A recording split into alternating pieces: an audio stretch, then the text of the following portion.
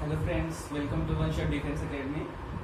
और जैसा कि आप जानते हैं कि हम इंडियन पॉलिटी कवर कर रहे हैं, तो आज हम इंडियन पॉलिटी की सीरीज में पार्ट 3 करेंगे, जिसमें हम प्रेसिडेंट के बारे में पढ़ेंगे।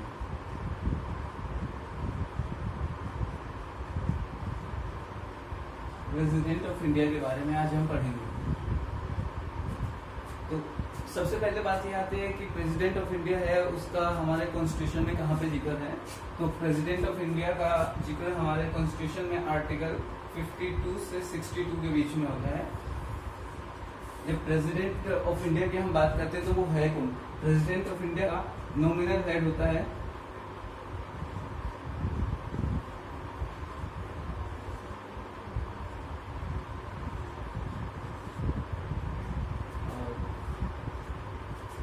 कंट्री का कॉन्स्टिट्यूशनल हेड होता है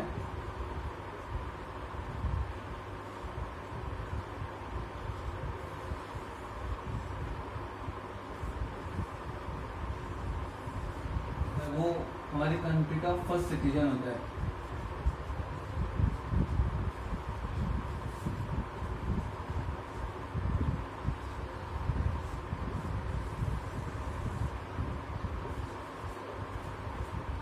प्रेसिडेंट होता है वो इंडिया का फर्स्ट सिटीजन। जैसे अभी जो हमारे प्रेसिडेंट है श्री रामनाथ कोविंद, वो इंडिया के फर्स्ट सिटीजन है, फर्स्ट सिटीजन ऑफ कंट्री। जब प्रेसिडेंट की इलेक्शन की बात आती है तो आर्टिकल 54 और 55, आर्टिकल 54 और 55 प्रेसिडेंट के इलेक्शन के लिए बात करते हैं।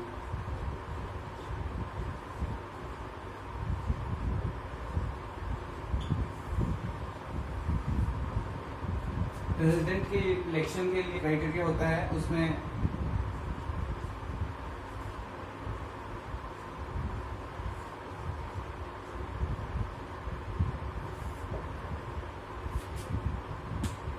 जब प्रेसिडेंट के लिए एलिजिबिलिटी क्राइटेरिया देखते हैं तो उसके लिए फर्स्ट है कि उसकी एज मिनिमम 35 ईयर्स होनी चाहिए।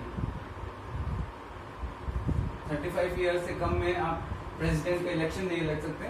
दूसरा होता है कि आप कोई भी ऑफिस ऑफ प्रॉफिट नहीं रख सकते, कि आप कोई भी बिजनेस या कोई भी जॉब नहीं कर सकते अगर आप प्रेसिडेंट के इलेक्शन के लिए खड़े हो रहे हैं। उसके बाद आता है कि आपके ऊपर कोई भी क्रिमिनल केस नहीं होना चाहिए,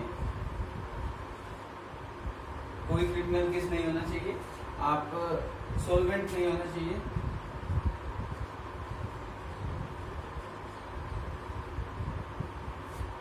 और आपके पास कोई भी गवर्नमेंट पोस्ट नहीं होनी चाहिए उस टाइम पे। कुछ पोस्ट होती है जो आप जिन पर आप रह सकते हैं, जैसे कि है वाइस प्रेसिडेंट हो गया, प्राइम मिनिस्टर हो गया, काउंसिल ऑफ मिनिस्टर्स हो गया, या फिर हमारे गवर्नर हो गया। इन पोस्ट पर आप रह सकते हैं जब आप प्रेसिडेंट की इलेक्शन के लिए लड़ रहे हैं, लेकिन इनके अलावा और किसी पोस्ट पर आप नहीं रह सकते। जब सिक्योरिटी डिपॉजिट की बात होती है तो एक 15,000 रुपीज आपको RBI में जमा करने होते हैं एज ए सिक्योरिटी डिपॉजिट। और अगर आप इलेक्शन में 1/6 वोट से कम मिलते हैं, जो आपका इलेक्शन होगा प्रेसिडेंट का, और उसमें अगर आप 1/6 वोट से कम वोट आपको मिल रही है तो जो आपने सिक्योरिटी डिपॉजिट किया है वो आपको रिफंड नहीं मिलेगा।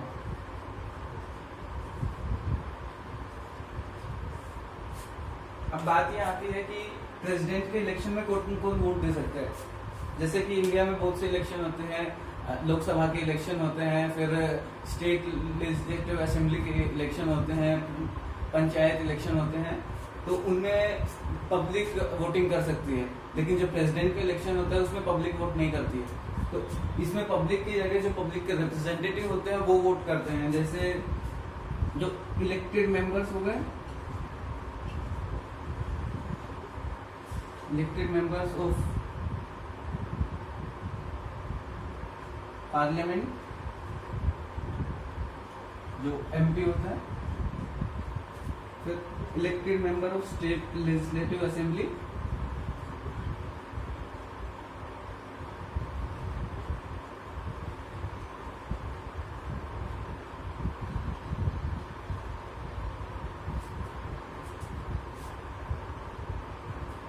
आपके जो नॉमिनेटेड मेंबर्स होते हैं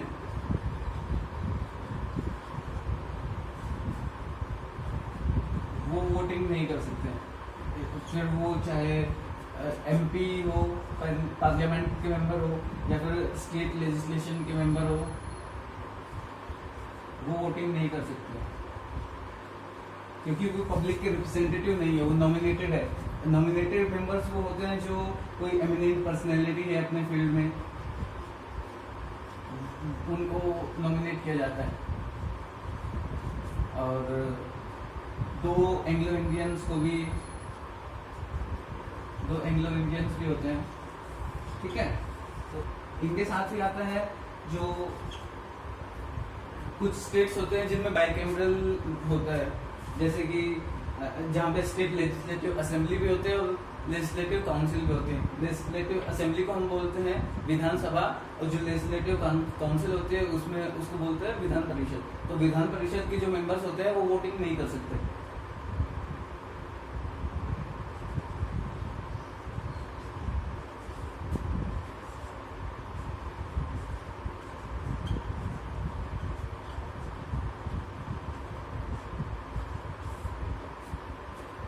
इसी के साथ ही जो इलेक्टेड मेंबर्स होते हैं, हमारे पास 3 ऐसे यूनियन टेरिटरी है जिनको राज्य का दर्जा दिया गया है, जिसमें है दिल्ली है, पौंडीचेरी है और जम्मू एंड कश्मीर है।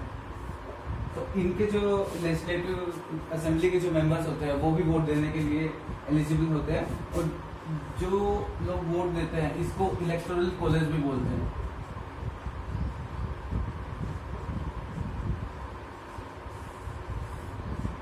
एग्जाम में डायरेक्ट क्वेश्चन पूछा जाता है कि प्रेसिडेंट के इलेक्शन में किस टाइप से वोटिंग की जाती है, तो उस जिस टाइप से वोटिंग करते हैं उसको इलेक्टोरल कॉलेज बोलते हैं। इलेक्टोरल कॉलेज से वोटिंग कराई जाती है प्रेसिडेंट की। अब जो प्रेसिडेंट ऑफ इंडिया है, इनके इलेक्शन कराते हैं, तो इलेक्शन में कुछ प्रपोजर्स और सपोर्टर्स चाहिए होते हैं। जब ये अपना नॉमिनेशन फॉर्म भरने जाते हैं अपने रिटर्निंग ऑफिसर के पास, तो कुछ प्रपोजर और सपोर्टर्स वहाँ पे चाहिए होते हैं जो इनके साथ जाएंगे जब ये नॉमिनेशन फॉर्म फिल करेंगे।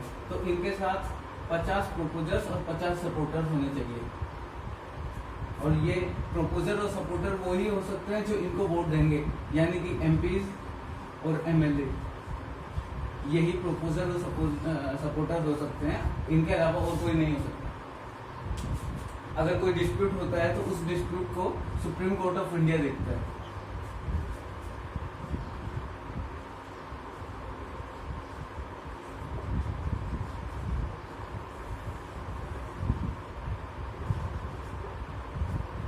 अब हमारे कंट्री में और भी वोटिंग्स होती है, जैसे लोकसभा का हुआ, फिर लेजिस्लेटिव असेंबली का हुआ।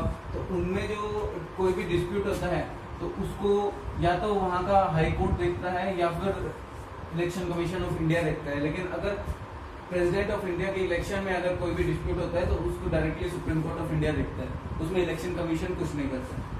अब बात आती है कि प्रेसिडेंट ऑफ इंडिया कैसे बनेगा, अगर वोटिंग भी होगी तो बनेगा कैसे। तो उसके लिए मिनिमम 50% प्लस 1 वोटिंग चाहिए होती है, ठीक है। 50% प्लस 1 वोट चाहिए, वही विनर बन जाएगा। अगर कोई टाई हो गई है तो 2 उसमें कैंडिडेट्स है, उनके सेम वोटिंग हो गई है, सेम उनके वोट्स आई है, तो उस केस में क्या करेंगे। उस केस में एक व्यक्ति ऐसा होता है जो वोट नहीं करता है, मतलब वो पहले से कभी वोट नहीं करता, उसको बोलते हैं हम speaker of Lok Sabha. Speaker of Lok Sabha वो कभी वोट नहीं करता है, वो सिर्फ उसी टाइम पे वोट करेगा जब कोई टाई की कंडीशन हुई है, और जब वो वोट करेगा तो उस वोट को डेडलॉक बोलते हैं।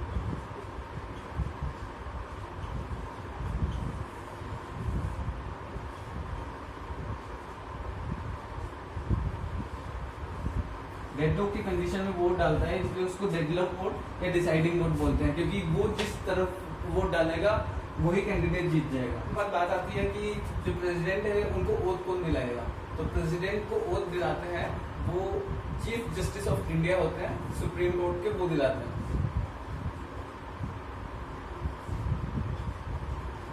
अगर किसी कंडीशन में chief justice of India present नहीं हो पाते तो उस कंडीशन में जो सीनियर मोस्ट जज होता है सुप्रीम कोर्ट का वो उनको वोट दिलाएगा।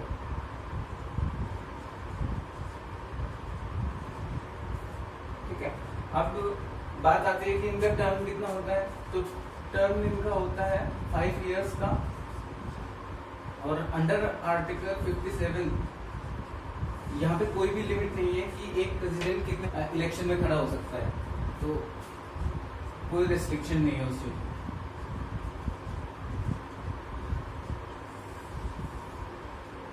अब सैलरी की बात आती है, प्रेसिडेंट की सैलरी कितनी होती है।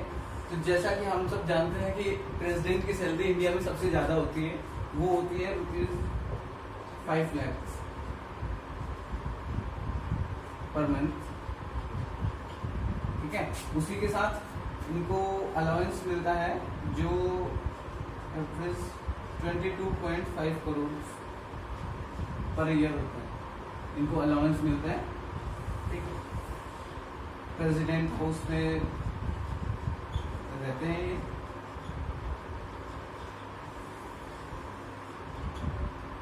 ये supreme commander of defence forces होते हैं।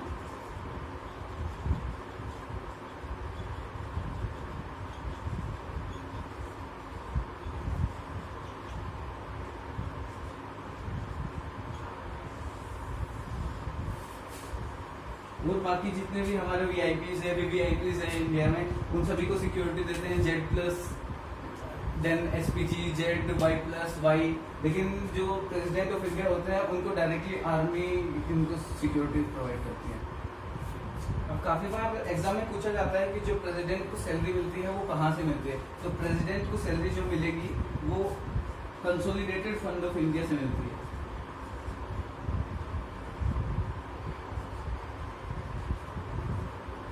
प्रेसिडेंट को salary consolidated fund of India से मिलती है, और इसके साथ ही उनको 50% पेंशन भी मिलती है आफ्टर रिटायरमेंट।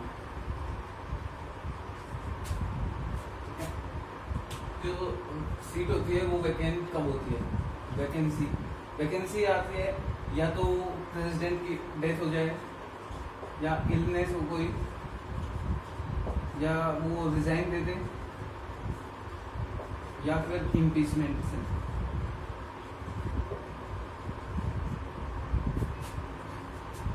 डेथ के केस में होता है कि उनके पास जो वाइस प्रेसिडेंट है उनको बना दिया जाए प्रेसिडेंट। अगर वो भी नहीं है तो उस टाइम पे हम जो चीफ जस्टिस ऑफ इंडिया है उनको बना देंगे। अगर वो भी नहीं है तो सीनियर मोस्ट जज।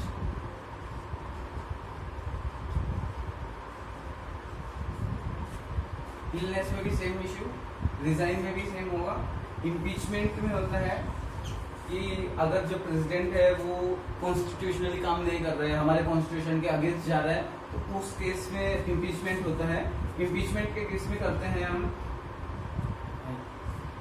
कि हमारे लोकसभा हो गया जो लोअर हाउस होता है, फिर राज्यसभा हो गया जो अपर हाउस ऑफ पार्लियामेंट होता है।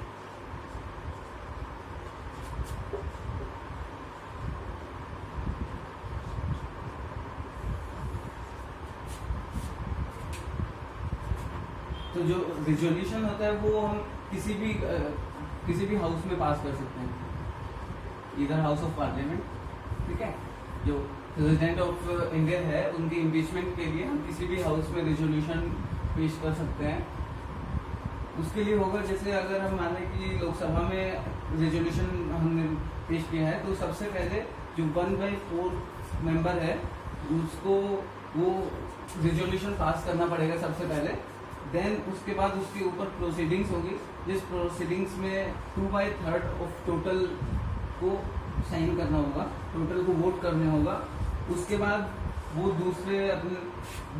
दूसरे हाउस में जाएगा। जैसे कि यहाँ पे हमने लोकसभा से स्टार्ट किया था तो राज्यसभा में जाएगा, राज्यसभा में गया, वहां पे भी 2/3 वोट चाहिए। अगर 2/3 वोट हो गया दैट मीन्स वो रेजोल्यूशन पूरी तरीके से पास हो गया है, तो उस टाइम पे इम्पीचमेंट हो जाता है। तो यहाँ पे एक बात होती है कि अगर रेजोल्यूशन हमने एंट्री हुई लोकसभा में तो उसका एग्जिट होगा राज्यसभा में, और अगर राज्यसभा में उसकी एंट्री होगी तो लोकसभा में उसका एग्जिट होगा। अब जो प्रेसिडेंट ऑफ इंडिया है वो हमारे नेशन का फर्स्ट सिटीजन होता है, तो उनके पास कुछ पावर्स भी होती है, जैसे एग्जीक्यूटिव पावर्स होती है। एग्जीक्यूटिव पावर्स में जो हमारे प्रेसिडेंट है वो head of the executive committee होते हैं, एग्जीक्यूटिव काउंसिल के हेड होंगे। देन उनके पास कुछ इमरजेंसी पावर्स भी होती हैं।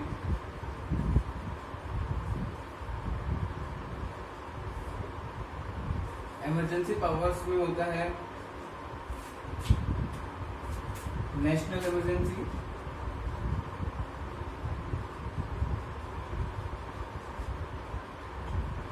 देन आता है स्टेट इमरजेंसी,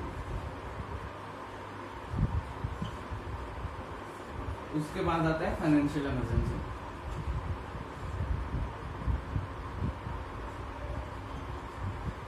तो कंट्री में 3 टाइप की इमरजेंसी लगाई जा सकती है। नेशनल इमरजेंसी होती है वो अंडर आर्टिकल 352 पे लगाई जाती है। स्टेट इमरजेंसी होती है वो अंडर आर्टिकल 356, और जो फाइनेंशियल इमरजेंसी है वो अंडर आर्टिकल 360 लगा सकते हैं।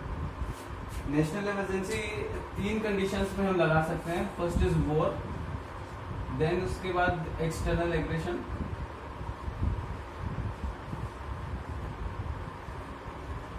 और थर्ड होता है आर्म्ड रेबेलियन।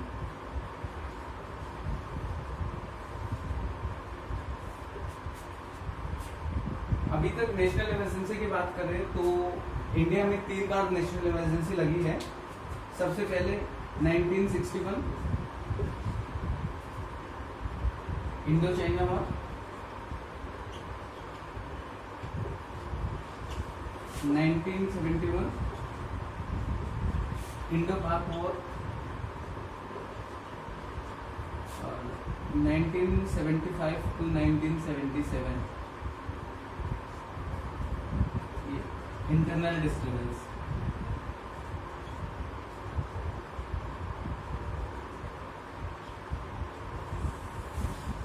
जो 1975 से 1977 तक थी इंटरनल डिस्टर्बेंस की, इसको अनकॉन्स्टिट्यूशनल भी बोलते हैं।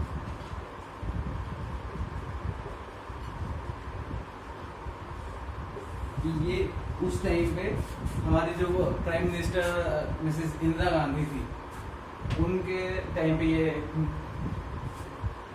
नेशनल इमरजेंसी लगाई गई थी, और वो अनकॉन्स्टिट्यूशनल थी क्योंकि वो कॉन्स्टिट्यूशनल तरीके से नहीं लगाई गई थी।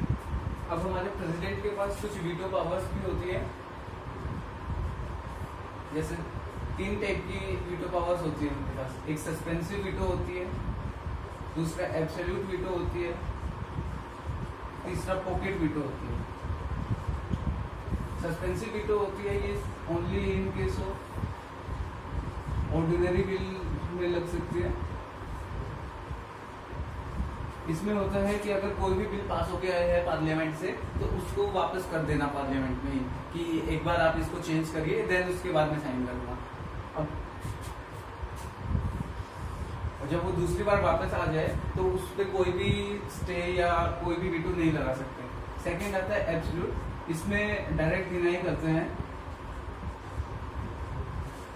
और ये सिर्फ प्राइवेट मेंबर्स के केस में ही होते हैं। देन आता है हमारे पास पॉकेट वीटो। पॉकेट वीटो में होता है कि बिल लो और रख के भूल जाओ, यानी बिल को ले लो और अपने पॉकेट में रख के भूल जाओ। ये एक बार लगाया गया है 1986 में, ज्ञानी जेल सिंह ने लगाया था ये, जो उस टाइम पे हमारे प्रेसिडेंट होते थे। ये पोस्टल ऑर्डर पे उन्होंने स्टे लगाया था। ये काफी बार एग्जाम में पूछा गया है, इंपॉर्टेंट क्वेश्चन है। आप एक इम्पोर्टेंट नोट है कि एक बार में एक ही वीटो लगाया जा सकता है एक बिल में। सेकंड है no veto in case of money bill. अगर कोई मनी भी है तो उस पर कोई भी वीटो नहीं लगा सकते हैं प्रेसिडेंट। फाइनल नोट आता है,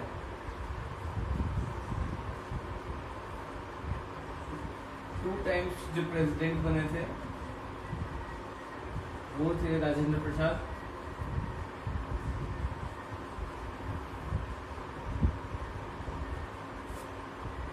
इंडिपेंडेंट प्रेसिडेंट थे वीवी गिरी, unopposed president Neelam Sanjiva Reddy.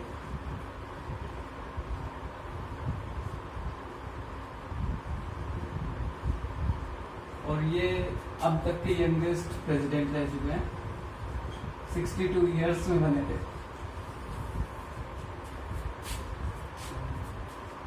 First SC president K R. Narayanan,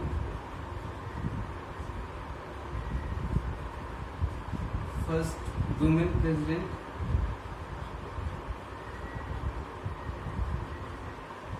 Pratibha Devi Singh Patil,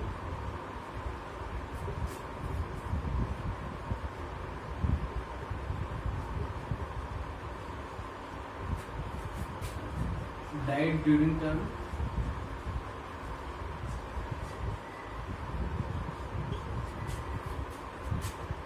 FAML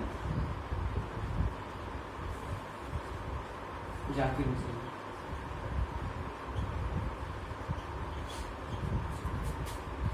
first CJI chief justice of India acting as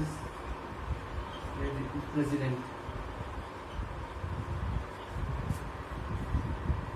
justice SM Hidayatullah.